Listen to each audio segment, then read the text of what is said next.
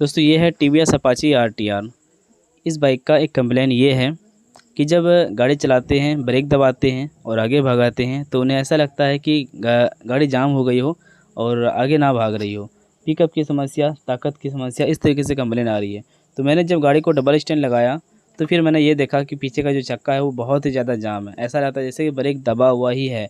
मैं ज़ोर से जब इस ब्रेक को इस चक्का को मैं आगे घुमाता हूँ तो ये घूमता है, वरना ये जाम रहता है। बाकी दोस्तों मैंने इसका ये देखा कि इसका जो ब्रेक पैड है ये ख़राब हो चुका था, यानी कि लास्ट हो चुका था, बहुत ही कम इसमें लेदर था, तो मैंने इसको चेंज कर दिया। लेकिन इसका जो कंप्लेन दोस्तों ये ब्रेक पैड का नहीं है, इसका जो कंप्लेन है वो आगे कंप्लेन है। ये फिर भी मैंने इसका ब्रेक पैड चेंज कर दिया, क्योंकि अगर आगे हम कंप्लेन दूर करेंगे तो फिर बाद में हमें ये भी खोलना पड़ेगा। इसलिए मैंने इस ब्रेक पैड को चेंज कर दिया और फिर हम आगे जो मेजर किट है, सिलेंडर मेजर किट, उसको हम चेंज करेंगे। तो यहाँ पे अगर आगे देखेंगे जहाँ से हम ब्रेक दबाते हैं पैडल, तो यहाँ पे लगा हुआ होता है सिलेंडर मेजर किक।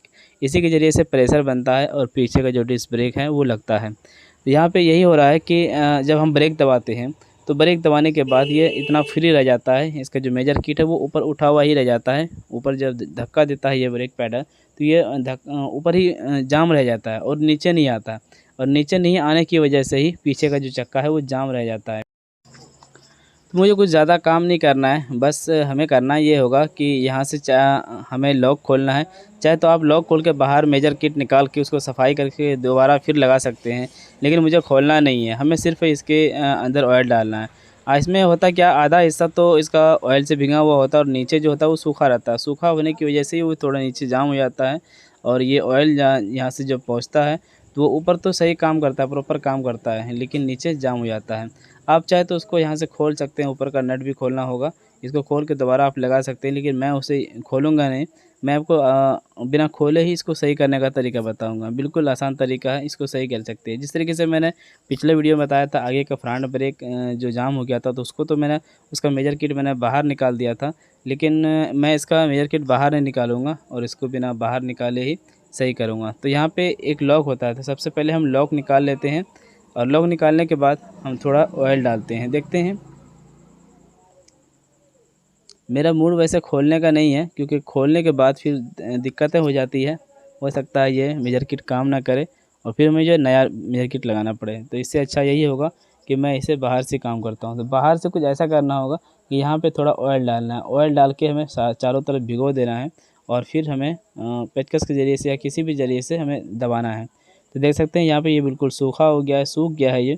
यही सूखने की वजह से इस मेजर किट को इसको जाम कर देता है। जब हम आगे धक्का देते हैं ब्रेक के ज़रिए से, जब दबता है ये ऊपर की ओर जाता है, तो ये ऊपर ही पड़ा रह जाता है और पीछे का चक्का जाम हो जाता है। और जबकि छोड़ने के बाद ये नीचे आना चाहिए, नीचे नहीं आने की वजह से भी वो जाम रह जाता है। नीचे अगर आ जाता तो फिर चक्का फ्री हो जाता है ना।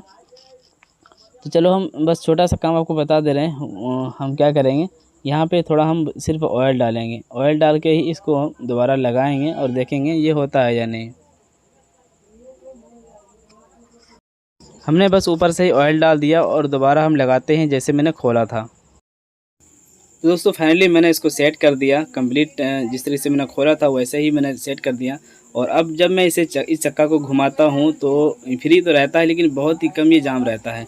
तो बहुत कम जाम रहने के कारण ये है कि जब मैंने इसमें ब्रेक पैड लगाया तो लगाने से पहले मैंने देखा कि जिस पैड का जो प्लेट है वो घिसा हुआ है।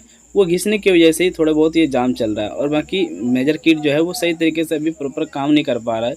और जब ये अच्छे तरीके से काम करने वर्क करने लगेगा और ब्रेक बार बार दबाने के बाद वो फ्री हो जाएगी मेजर किट।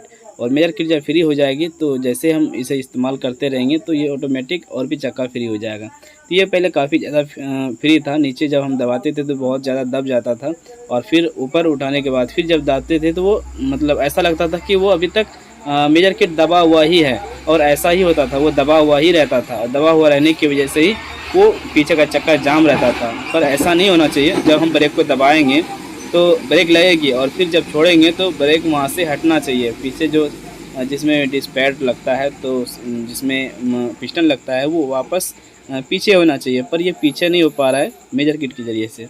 तो आप समझ चुके होंगे मैं आपको क्या समझा पा रहा हूँ। बस आपको खोलना नहीं, ऊपर से ऑयल डाल देना है, ये ठीक हो जाएगी।